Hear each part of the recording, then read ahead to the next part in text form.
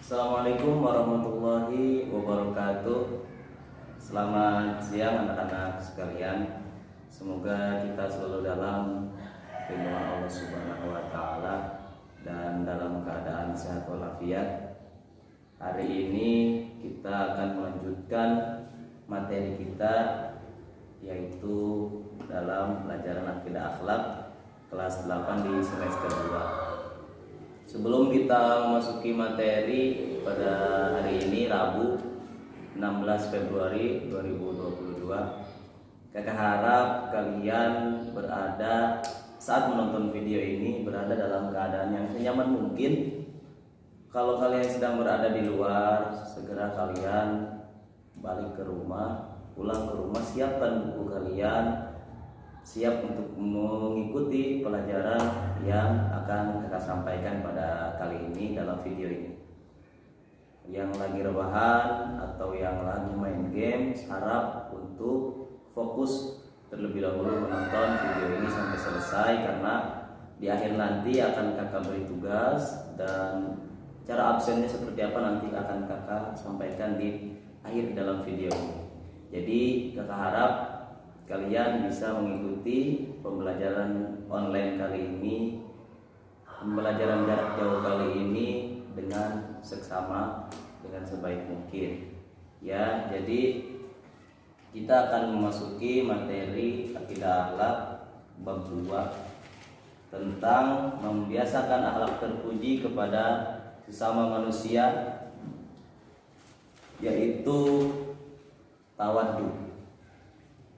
Jadi kemarin sudah kita bahas yang pertama husnuzon, kemarin sudah kakak paparkan dengan sangat jelas. Insya Allah mudah-mudahan kalian paham dari definisi husnuzon, macam-macam husnuzon, dampak positif dari husnuzon tersebut, dan contoh-contohnya sudah kakak jelaskan kemarin. Jadi kali ini yang akan kakak jelaskan materinya yaitu tentang tawaddu. Jangan lupa subscribe, like, and share video ini, bantu channel MTS Ibnu Rosyad. Ya, materi kita tawaddu. Apa sih itu tawaddu? Mungkin kalian sering mendengar kalimat ini diucapkan oleh orang-orang di sekitar kalian. Tawaddu, tawaddu, tawaddu, tapi kadang kita mendengar itu sering, namun definisinya kita tidak tahu. Jadi tawaddu itu adalah sikap merendahkan diri di hadapan Allah Subhanahu wa taala yang maha tinggi, yang maha suci. Karena tidak ada yang maha tinggi kecuali Allah Subhanahu wa ta'ala. Kita sebagai makhluk ciptaannya tidak pantas untuk merasa tinggi hati, tidak pantas untuk merasa sombong, karena kesombongan hanya milik Allah Subhanahu wa ta'ala. Jadi tawadhu itu adalah sikap merendahkan diri di hadapan Allah Subhanahu wa ta'ala.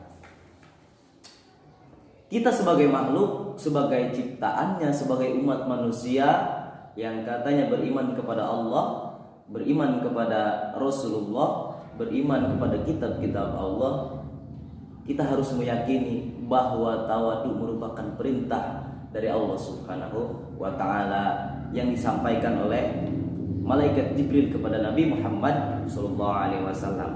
Kita diperintah untuk selalu bersikap tawadhu, rendah diri di hadapan Allah Subhanahu wa ta'ala. Kita apa sih? Kalau dilihat di atas pesawat, kita bukan apa-apa. Apalagi kita dilihat dari pesawat luar angkasa, bumi aja terlihat kecil, apalagi kita yang hanya sebatas manusia. Orang-orang yang tawadhu adalah orang yang merendahkan diri di dalam pergaulan, tidak menampakkan kelebihan yang dimiliki. Ketika orang tawadhu sudah mampu merendahkan dirinya di hadapan Allah Subhanahu wa ta'ala, insya Allah dia tidak akan pernah merasa tinggi hati, tidak akan pernah mampu, tidak akan mau untuk menonjolkan dirinya di hadapan orang lain. Karena apa? karena dirinya sadar kemampuan yang ada di dalam dirinya itu titipan dari Allah Subhanahu wa taala. Tidak pernah merasa sombong, tidak berani. Karena apa? Bisa membaca, bisa mengajar, bisa menghitung. Itu semua hanya titipan dari Allah Subhanahu wa taala. Bisa ngelas, bisa pekerjaan apapun yang kita lakukan itu atas izin Allah Subhanahu wa taala. Coba kita bisa, tapi kita ditowel sedikit sama Allah, kita dikasih sakit. Apakah kita mampu untuk mengerjakan pekerjaan tersebut?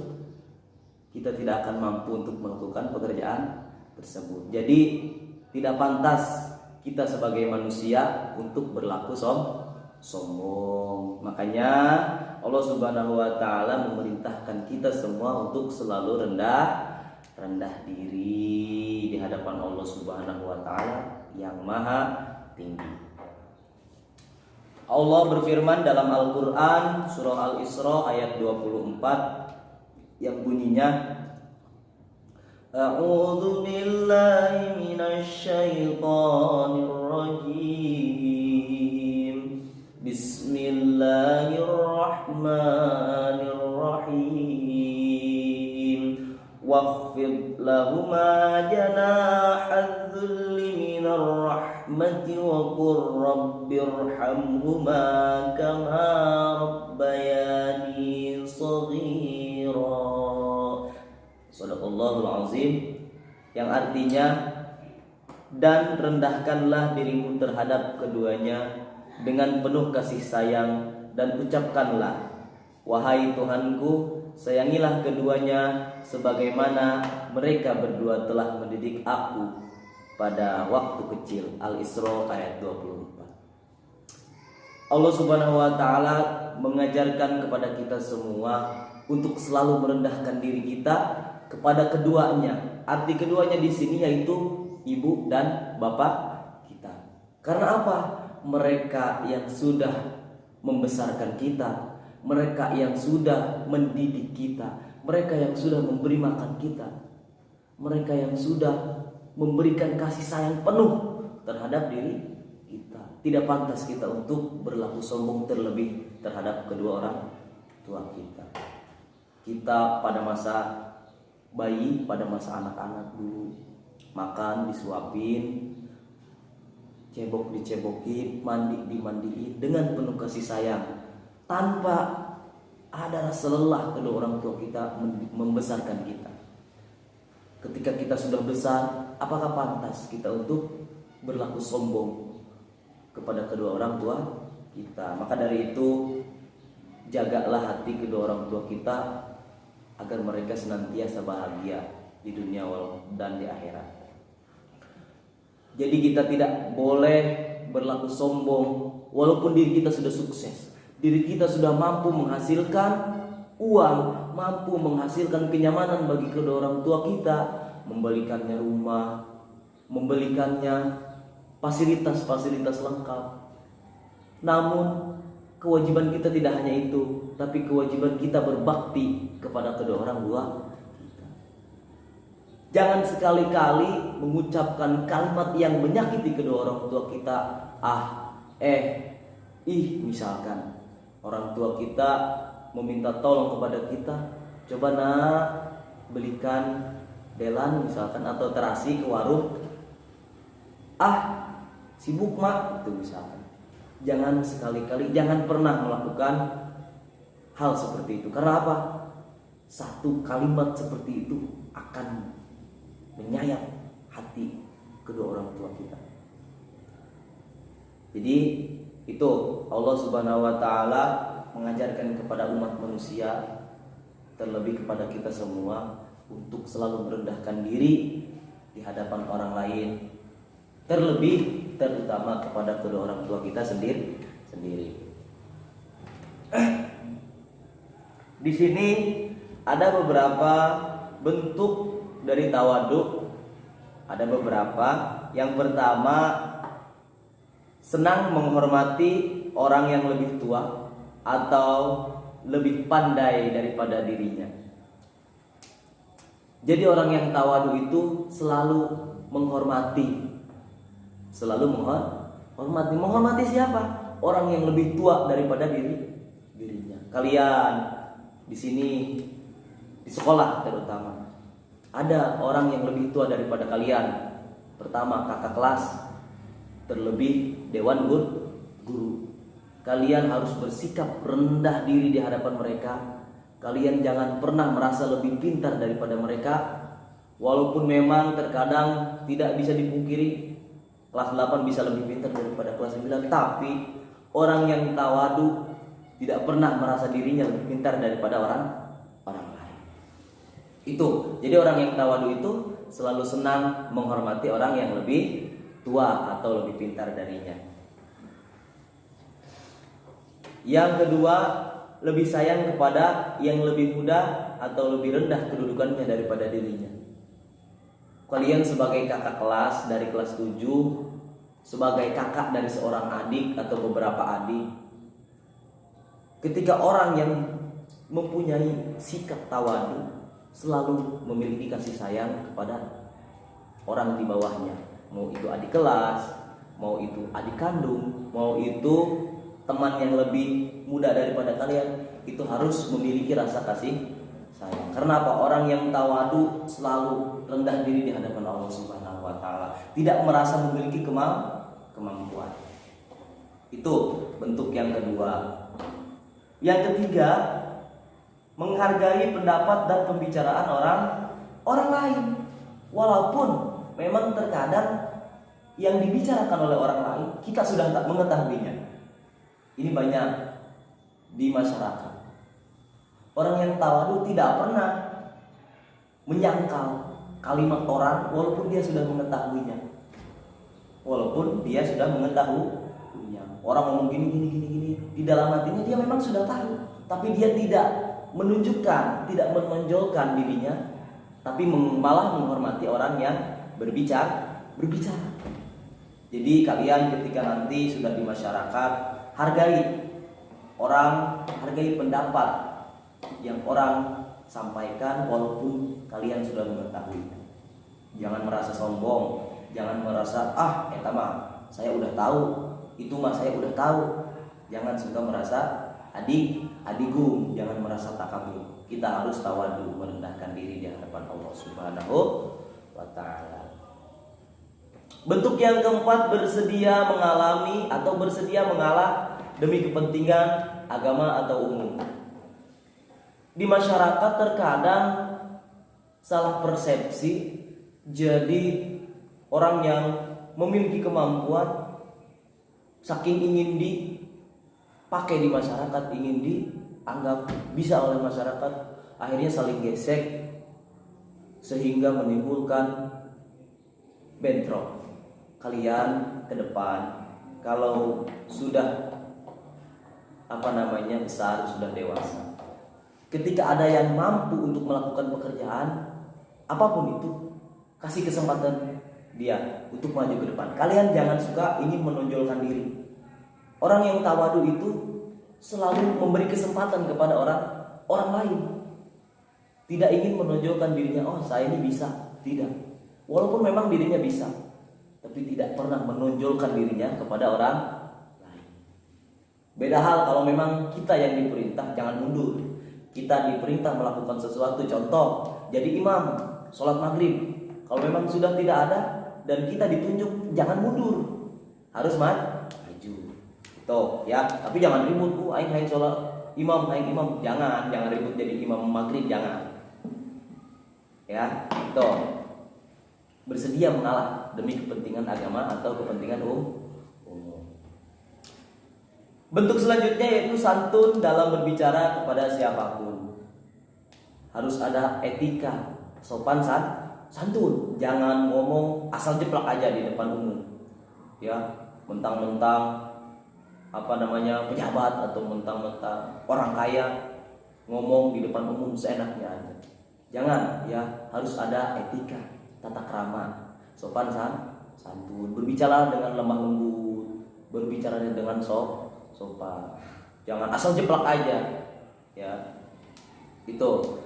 Yang keenam, bentuk dari tawadu tidak suka sanjungan yang diberikan kepadanya atas keberhasilan yang dimilikinya. Memang sulit untuk tidak disanjung oleh orang lain ketika kita mampu melakukan pekerjaan yang kita lakukan. Pasti orang akan menyanjung kita. Oh, itu mah hebat, itu mah hebat. Di dalam hati orang yang tawadu, dia bukannya senang, tapi dia khawatir amal ibadahnya tidak akan diterima oleh Allah Subhanahu wa taala. Jadi jangan suka pengen di alam, jangan suka pengen di alam. Oh, itu mah rajin sholat misalkan. Oh, itu mah rajin kerja bakti misalkan. Jangan suka pengen dipuji. Karena apa? Puji itu hanya milik Allah Subhanahu wa ta'ala. Kalimat alhamdulillahirabbil alamin. Segala puji apapun tuh, segala puji-pujian hanya milik Allah, Tuhan semesta alam. Alhamdulillahirabbil alamin. Segala puji hanya milik Allah, Tuhan semesta. Itu ya. Jadi itu beberapa bentuk dari tawadu. Yang pertama, senang menghormati orang. Yang kedua, lebih sayang kepada yang lebih muda. Yang ketiga, menghargai pendapat pembicaraan orang lain. Yang keempat, bersedia mengalah demi kepentingan agama dan kepentingan umum. Yang kelima, santun dalam berbicara kepada siapapun. Dan yang keenam, tidak suka sanjungan yang diberikan kepadanya. Itu beberapa bentuk dari sikap tawadu. Ada beberapa ulama yang membagi tawadu menjadi dua bagian. Yang pertama, tawadu yang terpuji. Yang kedua, tawadu yang dibenci. Ada tawadu yang dibenci? Ada. Tawadu yang pertama yaitu yang terpuji. Jadi ketika seseorang bersikap tawadu, ada yang terpuji, ada yang dibenci. Yang terpuji pasti yang sesuai dengan ajaran Allah Subhanahu wa taala yang diturunkan kepada Nabi Muhammad sallallahu alaihi wasallam. Ketika tawadu seseorang kepada Allah dan tidak mengangkat diri di hadapan hamba-hamba Allah, itu tawadu yang terpuji. Karena apa? Itu tawadu yang sesungguhnya. Karena tawadu yang dia lakukan atas perintah Allah Subhanahu wa ta'ala. Yang kedua, ada tawadu yang dibenci. Apa tawadu yang dibenci? Tawadu seseorang kepada pemilik dunia karena menginginkan dunia dan seisinya. Jadi bukan karena Allah yang dia lakukan, merendahkan diri terhadap sesuatu untuk mendapatkan dunia. Contoh, merendahkan diri di hadapan presiden, merendahkan diri di hadapan gubernur, merendahkan diri di hadapan penguasa. Agar apa? Agar mendapatkan dunia, agar mendapatkan harta, agar diberi jabatan. Itu rendah diri yang dibenci. Karena apa? Rendah diri itu tidak sesuai dengan ajaran yang dibawa oleh Nabi Muhammad sallallahu alaihi wasallam. Nauzubillah min zalik. Kalian jangan sampai merendahkan diri kalian di hadapan para penguasa dunia, dari presiden, dari gubernur. Jangan pernah merendahkan diri kalian hanya untuk mendapatkan dunia. Kepada presiden kita cukup menghormati, kita cukup memuliakannya karena dia seorang pemimpin. Kepada gubernur, kepala desa, bupati, camat. Tapi kita jangan merendahkan diri untuk mendapatkan dunia. Contoh, supaya dapat proyek misalkan. Tidak seperti itu yang diajarkan oleh Nabi Muhammad sallallahu alaihi wasallam.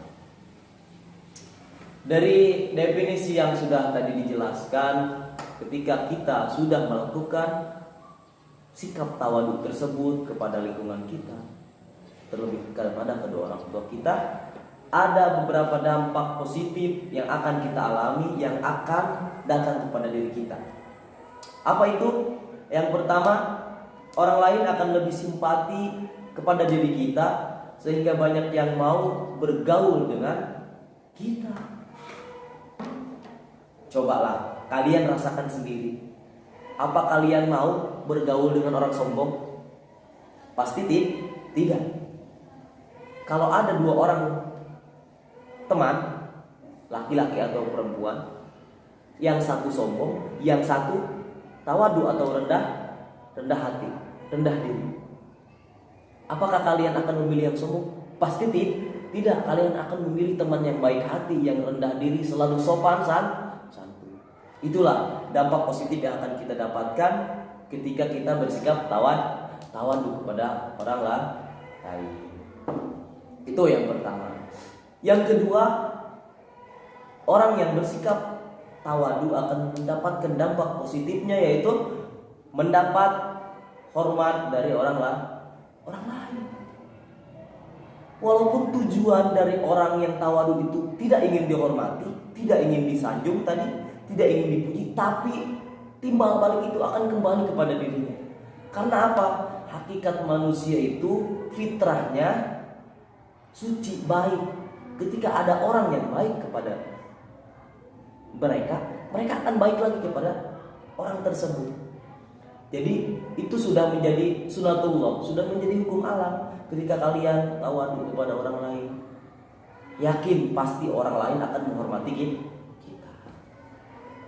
Ya, itu. Jadi betapa pentingnya sikap tawadu yang dimiliki oleh setiap orang. Itu. Yang ketiga, dampak positif yang akan kita dapatkan, mempererat hubungan persaudaraan. Jadi sikap tawadu ini sangat penting dimiliki oleh setiap orang.